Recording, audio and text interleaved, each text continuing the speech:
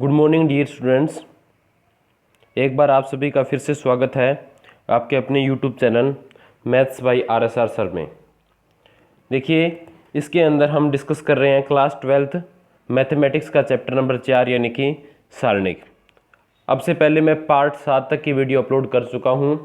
Last to last video में हमने discuss किया था कि सारणिक के गुणधर्म क्या होते हैं, प्रॉपर्टीज ऑफ डिटर्मिनेंट्स क्या होती है, जिसके अंदर अब तक हमने सारणिक के 6 गुणधर्म को बहुत ही अच्छे से समझा है। अब इसके साथ इस वीडियो में हम स्टार्ट कर रहे हैं प्रॉपर्टी नंबर 7 यानी गुणधर्म संख्या 7 हम शुरू करने जा रहे हैं। तो इसको टोटल आपके पास आपके सिलेबस में डिटरमिनेंट्स के 10 गुणधर्म है, जिसमें से 6 हमने डिस्कस कर लिए। 3 आज डिस्कस करेंगे, फिर एक बचेगा, वो हम नेक्स्ट वीडियो में डिस्कस करेंगे। तो प्रॉपर्टी नंबर 7 यानी गुणधर्म संख्या 7 हम डिस्कस करते हैं। तो स्टेटमेंट से शुरुआत करेंगे। प्रॉपर्टी संख्या 7 का स्टेटमेंट है, उसके ऊपर आपको फोकस करना है कि स्टेटमेंट में क्या कहा गया है और कैसे इसका आपको प्रूफ करना है, ये आपको देखना है। तो देखिए स्टेटमेंट क्या है, उस पर ध्यान देते हैं हम।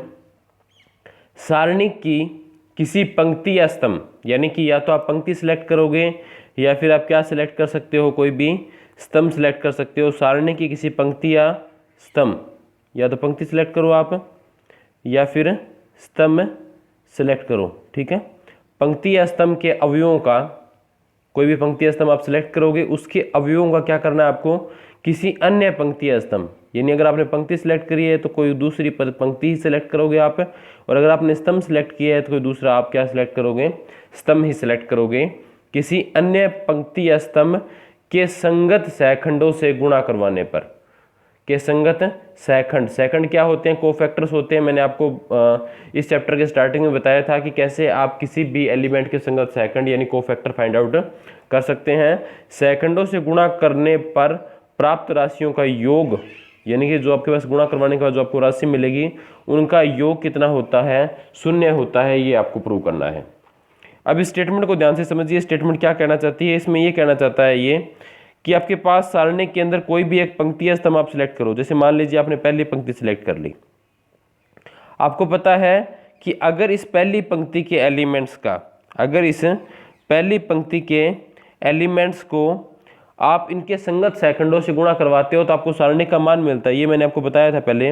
डेल्टा का मान क्या होता है, A11 F11 plus A12 F12 plus A13 F13, यानी कि सारणी के अंदर क्या होता है, किसी भी पंक्ति या स्तंभ के एलिमेंट्स को उनके संगत सहखंडों से अगर आप मल्टीप्लाई करवाते हो तो वहां से आपको क्या प्राप्त होता है, हमेशा सारणिक का मान प्राप्त होता है।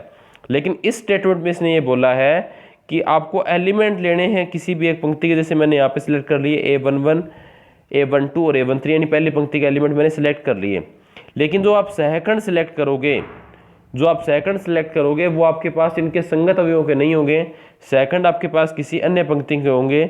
यानी कि जैसे F11 आपके पास इसी पंक्ति का था, F12 इसी पंक्ति का था और F13 आपके पास क्या इसी पंक्ति का था। इनकी जगह आप किसी दूसरी पंक्ति के सहखंडों को कंसीडर करोगे। यानी F11 की जगह मान लीजिए आप दूसरी पंक्ति को सिलेक्ट करते हो तो F11 की जगह क्या आ जाएगा, F21, F12 की जगह क्या आ जाएगा, F22, F13 की जगह क्या आ जाएगा, F23। और इस प्रकार से जब आप मल्टीप्लाई करवा के जोड़ते हो तो उसका मान आपको कितना प्राप्त होता है, 0 प्राप्त होता है। यानी कि अवयव किसी पंक्ति के होंगे और सहखंड किसी अन्य पंक्ति के होंगे। मान लीजिए अवयव आपके पहली पंक्ति के हैं तो सहखंड कौन सी पंक्ति के मिलेंगे, आपके पास सहखंड मिलेंगे दूसरी या तीसरी पंक्ति के, या तो दूसरी पंक्ति के होंगे या फिर तीसरी पंक्ति के आपके पास क्या होंगे, सहखंड होंगे। इसी प्रकार अगर आप कोई स्तंभ सेलेक्ट करते हो, मान लीजिए जैसे पहला स्तंभ आपने सेलेक्ट कर लिया तो सेकंड आपको कौन से स्तंभ के सिलेक्ट करने हैं, सहखंड आप सिलेक्ट करोगे दूसरे या फिर तीसरे स्तंभ के। समझ रहे हो बात को, यानी जो पंक्ति या स्तंभ आप कंसीडर कर रहे हो उस पंक्ति या स्तंभ के सहखंडों को छोड़कर किसी अन्य पंक्ति या स्तंभ के सहखंडों को आपको सिलेक्ट करना है, उनके संगत अवयवों तथा सहखंडों का आपस में गुणा करवाना है और उनका योग करना है। तो आपको ये प्रूव करना है कि इसका मान कितना मिलेगा, आपको 0 मिलेगा। तो कैसे इसका प्रूफ करेंगे, देखिए मैंने यहाँ पे एक सारणी कंसीडर किया है, delta A11 A12 A13 A21 22 23 A31 32 33, यानी जनरली जो हम 3/3 ऑर्डर का डिटरमिनेंट कंसीडर करते हैं वो सेम डिटरमिनेंट मैंने यहाँ पर कंसीडर किया है। अब आपको प्रूव ये करना है कि इसकी किसी भी एक पंक्ति या स्तंभ के सेकंडों को किसी अन्य पंक्ति या स्तंभ के सेकंडों से अगर हम गुणा करवाएं तो मान आपको शून्य प्रूव करना। तो यहाँ पे देखिए मैं क्या कर रहा हूँ, आप ध्यान से देखिए। प्रथम पंक्ति के अवयवों को, यहाँ पे आप देखो प्रथम पंक्ति के क्या है, अवयव है। प्रथम पंक्ति के अवयवों को, अवयव तो कौन सी पंक्ति के आगे, पहली पंक्ति के। अब आप ये देखना सेकंड कौन सी पंक्ति के है, को द्वितीय पंक्ति के संगत अवयवों के सेकंड से गुणा करवा रहे हो आप। यानी कि जो आपके पास अवयव है वो तो पहली पंक्ति के है और सेकंड है वो कौन सी है, द्वितीय पंक्ति के है। यानी कि जिस पंक्ति के आपने अवयव लिए उस पंक्ति के सेकंडों को छोड़कर किसी अन्य पंक्ति के सेकंडों से गुणा करवाना था। तो द्वितीय पंक्ति के संगत अवयवों के सेकंड से गुणा करके जोड़ने पर, यानी गुणा करवाने के बाद अगर आप इनको ऐड करते हो, जोड़ते हो, तो आपको ये प्रूव करना है कि उसका मान किसके बराबर आएगा, शून्य के बराबर आएगा। तो अगर आप ध्यान से देखोगे, अगर ध्यान से ऑब्जर्व करोगे तो आपके पास क्या मिलेगा। देखिए यहाँ पर मैंने अवयव लिए हैं A11, A12, A13। कौन सी पंक्ति के है बताओ, मैं साइड में लिख देता हूँ। अवयव कौन सी पंक्ति के हैं, अवयव अपने पास है कौन सी पंक्ति के, अवयव है पहली पंक्ति के। क्लियर है बात। अब इसके साथ मैंने जो सेकंड लिए हैं वो सेकंड देखिए आप कौन सी पंक्ति के हैं। सेकंड को अगर आप ध्यान से देखोगे, सेकंड को अगर आप ध्यान से देखते हो तो F21 क्या है, दोबारा बनाते हैं इसको। F21, F22, F23, ये सेकंड कौन सी पंक्ति के आपके पास, दूसरी पंक्ति के हैं। यानी प्रथम पंक्ति के अवयवों को द्वितीय पंक्ति के सेकंडों से गुणा करवाया, उसके बाद क्या किया, इन सबका किया मैंने जोड़। तो आपको प्रूव ये करना है भी इसका मान किसके बराबर आएगा, 0 के बराबर आएगा। तो ये मैं लेफ्ट हैंड साइड में लेके चल रहा हूँ, A11, F21, A12, F22, A13, F23। Clear है बात। अब देखिए फर्दर इसको कैसे सोल्व करते हैं हम। A11, F21, A11, F21 है अपने पास। तो A11 तो मैंने देखिए सेम लिखा है यहाँ पे, कोई दिक्कत किसी को। अब F21 है, क्लियर है बात। जो आपके पास F21 है, F21 का मतलब A21 का सेकंड, वो कैसे निकालते हैं आपको पता है, -1 रेज़ टू द पावर 2 + 1 आएगा। तो वो मैंने यहाँ पे लिख दिया। इसके बाद ये F कौन सी पंक्ति में है, ये दूसरी पंक्ति में है। कौन से स्तंभ में है, पहले स्तंभ में है। पीछे क्या बच गया आपके पास, A12, A13, A32, A33, वो मैंने यहाँ पे लिख दिया। क्लियर है बात। उसके बाद मैंने A12 same as it is लिखा है, उसमें कोई चेंज मैंने नहीं किया। F22 निकालना है तो -1 रेज़ टू द पावर क्या आएगा, वो देखिए आप, -1 रेज़ टू द पावर क्या आएगा आपकी बार 2 + 2 आएगा, वो मैंने यहाँ पे लिख दिया। इसके बाद एलिमेंट कौन सा है, A22 है। तो ये कौन सी पंक्ति में है, ये दूसरी पंक्ति में है। ये कौन से स्तंभ में है, ये दूसरे स्तंभ में है। तो पीछे क्या बच गया, A11, A13, A31, A33, वो मैंने यहाँ पे लिख दिया। क्लियर है बात। इसके बाद -1 रेज़ टू द पावर क्या आएगा, क्योंकि आपको F23 निकालना है तो -1 रेज़ टू द पावर क्या आएगा, -1 की पावर 2 + 3 आएगा। क्लियर है बात।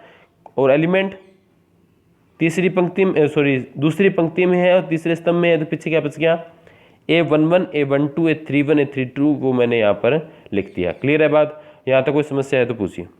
इसके बाद देखिए -1 रेज़ टू द पावर क्या है, यहाँ पर 2 + 1 है। -1 रेज़ टू द पावर 2 + 1 यानी -1 रेज़ टू द पावर कितना हो गया, 3 हो गया। -1 की पावर जब 3 है यानी कि -1 की पावर ओड है। जब भी -1 की पावर ओड होगी तो उसकी वैल्यू क्या होगी, -1 ही होगी। तो -A11 आ गया। अब ये 2/2 ऑर्डर का डिटरमिनेंट था, सोल्व करने का प्रोसेस आपको पता है। तो क्या होगा, A12 × A33, बीच से माइनस का निशान, A32 × A13, वो मैंने यहाँ पे लिखा हुआ है, दिख रहा है सबको। इसके बाद A12 -1 raise to the power 2 + 2 यानी कितना हो गया, -1 की पावर 4 हो गया। और -1 की पावर 4 का मतलब इवन पावर होगी, इसके मतलब इसका वैल्यू क्या है, +1 ही आएगा। अब इसका मल्टीप्लाई कराओ, A11 × A33, माइनस का निशान, A31 × A13। क्लियर है बात। फिर A13 -1 raise to the power 2 + 3 यानी कि क्या आएगा, 5, यानी -A13 आ गया। मल्टीप्लाई कराओ A11 A32 -A31 A12। Okay. इसके बाद देखिए आप क्या करोगे, फर्दर इसको अगर हम सोल्व करेंगे तो क्या आएगा, देखिए A11 का मल्टीप्लाई इसके साथ करवाओ तो क्या आएगा, -A11 A12 A33। ओके।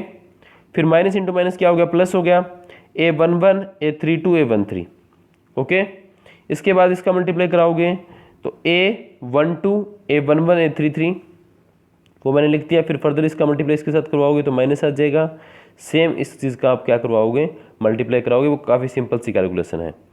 अब आप देखिए ध्यान से क्या हो गया यहाँ पे, ये है माइनस का A11 A12 A33, ठीक है। 11 12 33 देखना आपको, 11 12 33, तो ये देखिए आप, ये प्लस का 11 12 13 है, ये माइनस का है, दोनों आपस में क्या हो जाएंगे, कैंसिल आउट हो जाएंगे। क्लियर है बात। इसके बाद नेक्स्ट देखिए आप A11 32 13, 11 32 13, ये प्लस का है और ये क्या है, माइनस का है, आपस में ये क्या हो जाएंगे, कैंसिल आउट हो जाएंगे। इसके बाद नेक्स्ट क्या बच गया, माइनस 12 31 13, 12 31 13, तो ये आपस के अंदर क्या हो जाएंगे, कैंसिल आउट हो जाएंगे।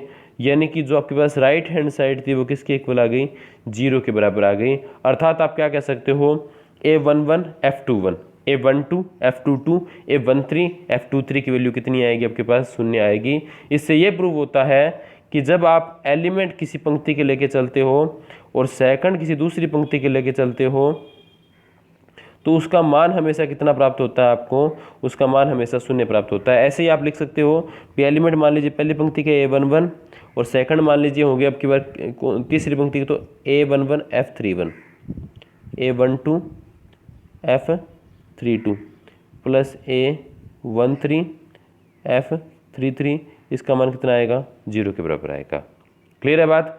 ऐसे ही अगर आप एलिमेंट पहले स्तंभ के लेते हो और सेकंड आपके पास किसी अन्य स्तंभ के लेते हो तो भी यही चीज़ रहेगी आपके पास। जैसे मान लीजिए यहाँ पे करता हूँ मैं, एलिमेंट मान लीजिए पहले स्तंभ के कौन कौन से आएंगे, A11 और ये आ जाएगा आपके पास F12 प्लस एलिमेंट फिर पहले स्तंभ का लेना है तो 21 आएगा ना, A21 F22 plus A31 F23।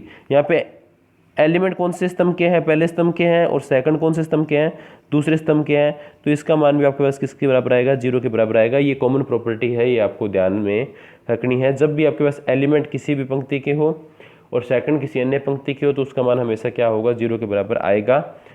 ये आप बाई एग्जाम्पल भी प्रूव कर सकते हो। आप 3/3 ऑर्डर का कोई भी डिटरमिनेंट कंसीडर कीजिए, एलिमेंट फर्स्ट रो के मानिए, जो आपके पास सेकंड है वो सेकंड रो के मानिए, आपस में मल्टीप्लाई करवाइए संगत अवयवों का और सेकंडों का, और फिर उनको ऐड कीजिए। उसका आंसर आपको हमेशा कितना मिलेगा, 0 मिलेगा। फिर प्रॉपर्टी नंबर 7 आपको बिल्कुल क्लियर हो जाएगी। तो ये आज के लिए आपका होमवर्क रहेगा, ये आप ट्राई करके देखना। इसके बाद नेक्स्ट प्रॉपर्टी नंबर 8 है, वो देखिए क्या है, काफ़ी ईजी प्रॉपर्टी है, बहुत ईजी प्रॉपर्टी है। क्या है इसका स्टेटमेंट देखिए ध्यान से,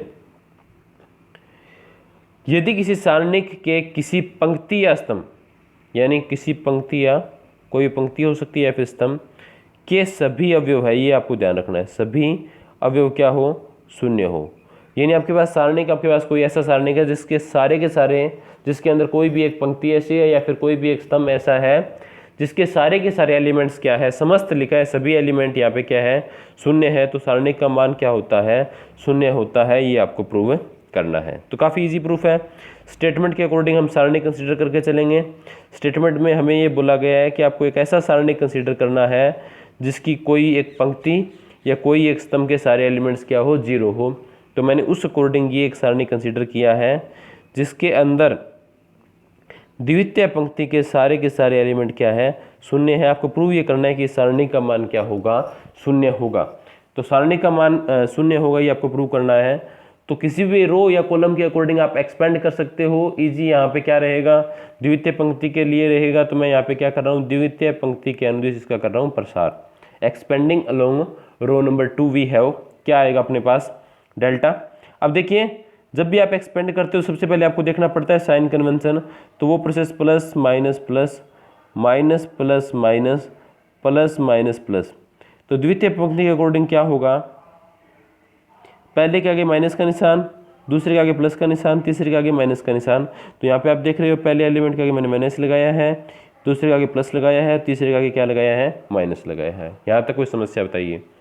इसके बाद क्या है, इस एलिमेंट के लिए क्या हुआ, ये सेकंड रो में फर्स्ट कॉलम में, इसको छोड़ दो, पीछे क्या बच गया, B1 C1 B3 C3। Okay, इसके बाद नेक्स्ट आपके पास क्या है, ये आपके पास दूसरी रो में है, दूसरी कॉलम में है, तो क्या आएगा आपके पास A1 C1 A3 C3, वो मैंने यहाँ पे लिख दिया। इसके बाद नेक्स्ट इस एलिमेंट के लिए आप देखोगे तो ये सेकंड रो में है, थर्ड कॉलम में, पीछे बच गया A1 B1 A3 B3, वो चीज़ मैंने यहाँ पर लिख दी। अब देखिए ये कोई ना कोई आपको नंबर मिलेगा, इसको अगर आप बार मल्टीप्लाई कराओगे जीरो से तो जीरो इंटू समथिंग आपको पता है कितना होता है, जीरो, और जीरो माइनस प्लस का कुछ भी नहीं होता, जीरो न्यूट्रल होता है, तो जीरो, और ये फिर भी, ये फिर अगेन जीरो, ये फिर again zero, zero plus zero क्या आएगा आपके पास, जीरो ही आएगा। यानी कि सारणिक का मान आपके पास क्या होगा, जीरो होगा। अगर सारणिक के अंदर कोई भी एक पंक्ति या कोई भी एक स्तंभ ऐसा है जिसके सारे के सारे एलिमेंट्स शून्य है, तो सारणिक का मान क्या मिलेगा आपको, शून्य ही मिलेगा। यानी अगर आपको ये सारणिक दिया जाए, अगर आपसे पूछा जाए इस सारणिक का मान बताइए, जैसे ये सारणिक दे दिया 5 4 3 0 0 0 2 3 1, तो बिना एक्सपेंड किए आप बता सकते हो इसका मान कितना आएगा आपके पास, जीरो आएगा, क्योंकि इसके अंदर आपके पास एक रो ऐसी है जिसके समस्त एलिमेंट्स जीरो है, इसलिए सारणिक का मान भी क्या होगा, जीरो होगा। ओके, अब इसके बाद नेक्स्ट प्रॉपर्टी है, वो प्रॉपर्टी क्या कहती है आपके पास, स्टेटमेंट पढ़ेंगे हम ध्यान से पहले, उसके बाद इसका प्रूफ देखेंगे। ये भी काफ़ी इजी प्रूफ रहेगा आपके लिए, देख समझना है आपको ध्यान से। क्या है स्टेटमेंट, देखिए, त्रिभुजाकार अवयव, सबसे पहले तो इसमें दिया है त्रिभुजाकार अवयव। त्रिभुजाकार अवयव क्या होता है वो आपको पता होना चाहिए। त्रिभुजाकार अवयव मैंने मैट्रिक्स के पार्ट में आपको बताया था, यानी मुख्य विकर्ण के ऊपर ऐसा वर्ग अवयव जिसमें मुख्य विकर्ण के ऊपर के या फिर मुख्य विकर्ण के नीचे के सारे एलिमेंट्स क्या होते हैं, शून्य होते हैं, उसे बोलते हैं हम त्रिभुजाकार अवयव। यहाँ पे हम देख रहे हैं कि ये त्रिभुजाकार अवयव जो मैंने मैट्रिक्स नीचे कंसीडर किया है वो त्रिभुजाकार है अथवा नहीं, तो आप ध्यान से देखोगे तो आपको यहाँ पे पता चल जाएगा कि ये मुख्य विकर्ण आ गया, मुख्य विकर्ण से नीचे के सारे एलिमेंट्स क्या है, जीरो है, और ऊपर वाले एलिमेंट्स को अगर आप मिलाते हो तो एक त्रिभुज बन गया, और मुख्य विकर्ण के नीचे के सारे एलिमेंट्स क्या है, शून्य है। तो ये आपके पास किसका एग्जाम्पल है, त्रिभुजाकार अवयव का एग्जाम्पल है। ओके, तो ये आपके पास त्रिभुजाकार अवयव का एग्जाम्पल हो गया। तो त्रिभुजाकार अवयव से संबंधित, यानी कि अगर आपके पास कोई ऐसा सारणिक है जो त्रिभुजाकार अवयव से बना है, ठीक है, त्रिभुजाकार अवयव से अगर कोई सारणिक बना है, से संबंधित सारणिक का मान उसके मुख्य विकर्ण के अवयवों का गुणनफल होता है। यानी मुख्य विकर्ण के एलिमेंट्स को अगर आप डायरेक्ट मल्टीप्लाई करवा दोगे तो वो उस त्रिभुजाकार अवयव के मान के क्या होता है, बराबर होता है। ये इस प्रॉपर्टी की स्टेटमेंट है। तो इसके प्रूफ के लिए आपको क्या चाहिएगा, त्रिभुजाकार अवयव से संबंधित आपको सारणिक लेना पड़ेगा। यानी आपको एक ऐसा सबसे पहले एक अवयव लेना पड़ेगा जो त्रिभुजाकार अवयव होगा, फिर उस अवयव को किस में कन्वर्ट करेंगे, हम सारणिक में कन्वर्ट करेंगे। और अवयव को सारणिक में कन्वर्ट करने के लिए प्रोसेस वो काफ़ी ईजी है। ये आपका स्क्वायर ब्रैकेट हटाना होता है और दो खड़ी लाइनें आपको यहाँ पर लगानी होती है। तो मैंने स्टार्टिंग में देखिए डेल्टा यहाँ पर कंसीडर किया है ABC, फिर आपके पास क्या है 0DE, फिर नेक्स्ट है 00F। तो इसको अगर आप ध्यान से देखते हो तो आपको पता चलता है कि ये आपके पास क्या है, एक त्रिभुजाकार अवयव है, क्योंकि मुख्य विकर्ण के नीचे के सारे एलिमेंट्स इसके अंदर क्या है, जीरो। तो ये एक त्रिभुजाकार अवयव से संबंधित सारणिक है, सारणिक है भाई ये। तो आपको प्रूव ये करना है कि इसका जो मान होगा वो इसके मुख्य विकर्ण के अवयवों का गुणनफल होगा। यानी कि इसका मान डायरेक्टली आप यहाँ से लिखोगे कि इसका मान क्या आएगा, ADF आएगा। मुख्य विकर्ण का अवयव देखो AD और F है ना, इनका मल्टीप्लाई क्या आएगा, ADF ही आएगा। तो आपको प्रूव ये करना है कि इस सारणिक का मान ADF के क्या आएगा, बराबर आएगा। अब सेकंड इंपॉर्टेंट चीज यहाँ पे आप ये नोट करना कि हमेशा काफ़ी यूजफुल रहेगी आपके पास जब भी आप आगे क्वेश्चन को सोल्व करोगे या कोई भी आपके पास थ्योरम को आप प्रूव करोगे। तो अगर आपको कोई भी सारणिक दिया गया हो और उसका मान निकालना हो तो आपको कोशिश ये करनी है, वैसे तो आप किसी भी पंक्ति या स्तंभ के अकॉर्डिंग प्रसार करोगे तो उस सारणिक का मान आपके पास क्या मिलेगा, सेम ही मिलेगा। लेकिन फिर भी क्वेश्चन को इजी बनाने के लिए आप सारणिक का प्रसार कौन सी पंक्ति से करोगे या कौन से स्तंभ से करोगे, आप सारणिक का प्रसार उस पंक्ति या स्तंभ से करोगे जिसके अंदर मैक्सिमम नंबर ऑफ जीरोज हो। मैक्सिमम नंबर ऑफ जीरोज यानी कि अधिकतम संख्या में शून्य हो, उस पंक्ति या स्तंभ से आपको सारणिक का प्रसार करना चाहिए। क्यों करना चाहिए ये आपको रीजन समझ में आ गया होगा, क्योंकि जब आप अधिकतम नंबर वाले जीरो वाली पंक्ति या स्तंभ से प्रसार करते हो तो उसके अंदर आपके पास कैलकुलेशन काफ़ी इजी हो जाएगी, क्योंकि जीरो इंटू समथिंग तो क्या होता है, आपके पास जीरो ही होता है। इसलिए कैलकुलेशन को ईजी बनाने के लिए आप सारणिक का प्रसार उस पंक्ति या स्तंभ से करोगे जिसके अंदर अधिकतम संख्या में जीरो हो, यानी मैक्सिमम नंबर ऑफ जीरो हो। बाकी किसी भी पंक्ति या स्तंभ से करो आंसर वही आएगा, लेकिन सॉल्यूशन को इजी बनाने के लिए, थोड़ा जल्दी करने के लिए आप उस पंक्ति या स्तंभ से प्रसार करोगे जिसमें मैक्सिमम नंबर ऑफ जीरोस हो। तो यहाँ पे अगर आप सारणिक को ध्यान से देखोगे, सारणिक नंबर 1 को, तो इसके अंदर एक तो पहला जो स्तंभ है, पहला स्तंभ है, और दूसरा आपके पास कौन सा स्तंभ है, पहला स्तंभ और तीसरी पंक्ति, ध्यान से देखिए, पहला स्तंभ तीसरी पंक्ति आपके पास ऐसी है जिसके अंदर 2-2 जीरो है। तो अगर आप पहले स्तंभ से भी प्रसार करते हो या तीसरी पंक्ति से प्रसार करते हो तो दोनों के लिए बराबर इजी रहेगा। तो इन दोनों में से किसी से कर दो आप। तो मान लीजिए हम करते हैं इसका प्रसार किससे, प्रथम स्तंभ से करते हैं। तो मैंने यहाँ पे लिखा है expanding along C1 we have, या फिर आप हिंदी में लिख सकते हो प्रथम स्तंभ के अनुदिश प्रसार करने पर क्या मिलेगा, वी हैव क्या है अपने पास, देखिए अब देखिए सबसे पहले प्रथम स्तंभ के अनुदिश प्रसार करोगे तो साइन कन्वेंशन देख लेते हैं, plus minus plus minus plus minus plus minus plus. तो पहले एलिमेंट के आगे प्लस का निशान, दूसरे एलिमेंट के आगे माइनस का निशान, तीसरे एलिमेंट के आगे प्लस का निशान। ये तो आपको समझ में आ गया होगा, क्लियर है बात। इसके बाद अब देखिए ध्यान से कैसे करेंगे इसको आगे फर्दर सोल्व। फर्स्ट एलिमेंट आपके पास ए मैंने एज इट इज लिखा है, ये फर्स्ट रो में है और फर्स्ट कॉलम में। पीछे क्या बच गया, DE0F, वो मैंने यहाँ पे लिख दिया DE0F। फिर आपके पास क्या है, नेक्स्ट एलिमेंट कौन सा है, प्रथम स्तंभ से कर रहे हैं, ध्यान रखना, ये 0 आया है, ये सेकंड रो में है, और फर्स्ट कॉलम में क्या बच गया पीछे, BC0F मैंने यहाँ पे लिख दिया। फिर आपके पास नेक्स्ट एलिमेंट कौन सा है, नेक्स्ट एलिमेंट है 0, ये थर्ड रो में है, और फर्स्ट कॉलम में पीछे क्या बच गया, BCDE मैंने यहाँ पर लिख दिया। यहाँ तक आपको समझ में आ गया होगा। अब देखिए अपने पास क्या है, 2x2 ऑर्डर के डिटरमिनेंट यहाँ पे दे रखे हैं। सॉल्यूशन आपको पता है कैसे करना है, ए मैंने सेम लिख दिया, D इंटू एफ कर लिया, माइनस 0 इंटू ई, तो क्या आ गया, 0 आएगा। फिर -0 इंटू समथिंग, इसकी वैल्यू कुछ भी आए, इसको 0 से अगर आप मल्टीप्लाई करोगे तो वो 0 ही आएगा। नेक्स्ट सेम प्रोसेस इसके लिए रहेगा, ये 0 है, इसको इससे मल्टीप्लाई करोगे तो ये भी क्या आएगा आपके पास, 0 ही आएगा। तो A इंटू DF क्या आ गया आपके पास, ADF आ गया, जो कि सारणी का मान है। और वो अगर आप ध्यान से देखते हो तो इसके मुख्य विकर्ण के अवयवों का गुणनफल है, क्योंकि मुख्य विकर्ण के अवयव A, D और F है, इनका मल्टीप्लाई क्या आएगा, ADF ही आएगा। यानी कि किसी भी त्रिभुजाकार अवयव से संबंधित जो सारणिक होता है उसका जो मान होता है वो डायरेक्टली आप उसके मुख्य विकर्ण के एलिमेंट्स को मल्टीप्लाई करवा के फाइंड आउट कर सकते हो।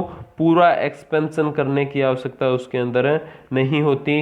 एक एग्जांपल देखिए नीचे, डेल्टा मैंने एक डिटरमिनेंट कंसीडर किया है, वो क्या है, 5 4 -7 0 3 21 0 0 4। इसकी वैल्यू आपको फाइंड आउट कर रही है। तो आप ध्यान से अगर इसको ऑब्जर्व करोगे तो आपको पता लग जाएगा कि ये आपके पास क्या है, एक त्रिभुजाकार अवयव है। त्रिभुजाकार अवयव है तो त्रिभुजाकार अवयव से संबंधित सारणी का मान आपको पता है क्या होता है, उसके मुख्य विकर्ण के एलिमेंट्स का क्या होता है, मल्टीप्लाई ही होता है। तो यहाँ पर आप इनके मल्टीप्लाई कराओगे तो 5 मुख्य विकर्ण के एलिमेंट कौन कौन से है वो देखिए, 5 है, 3 है और 4 है। इनको मल्टीप्लाई करवाओगे तो 5 × 3 15, 15 × 4 क्या आएगा, 60 आएगा। तो इसका डायरेक्टली आप आंसर लिख सकते हो, 60 आएगा।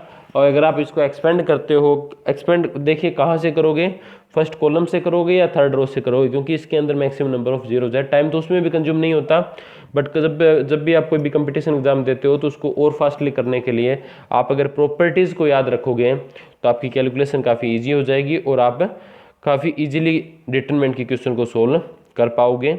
उम्मीद करता हूं कि जो आज मैंने 3 प्रॉपर्टी आपके साथ डिस्कस की है, प्रॉपर्टी नंबर 7, 8 और 9, आपको समझ में आई होगी। फिर भी अगर कोई डाउट्स आपको रहती है तो आप कमेंट सेक्शन में ज़रूर बताओगे। अपना रिव्यू अपने कमेंट सेक्शन में ज़रूर देते रहिए। अगर आपको वीडियोस पसंद आ रही है, आपको समझ में आ रही है, तो please do subscribe our YouTube channel maths by RSR sir, यानी कि अपना जो यूट्यूब चैनल है मैथ्स बाय RSR सर, उसको सब्सक्राइब कीजिए और शेयर कीजिए। Thank you so much.